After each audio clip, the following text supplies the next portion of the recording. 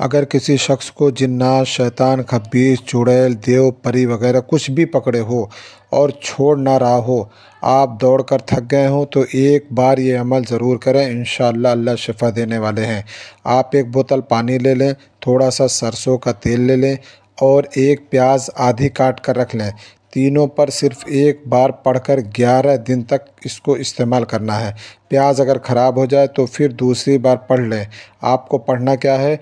दरूद शरीफ 7 बार पढ़ें, अऊज़ु बिल्लाहि मिनश शैतानिर रजीम 19 बार, बिस्मिल्लाहिर रहमानिर रहीम 19 बार, सलामुन अला नूहिन फ़िल आलमीन, सलामुन अला नूहिन फ़िल आलमीन 19 बार, फिर दरूद शरीफ 7 बार।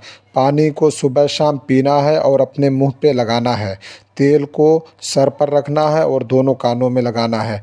प्याज को 5 से 6 बार दिन में सूंघना है। इंशाअल्लाह 3 दिन से 7 दिन के अंदर जो भी पकड़ा होगा सब भाग जाएगा छोड़कर।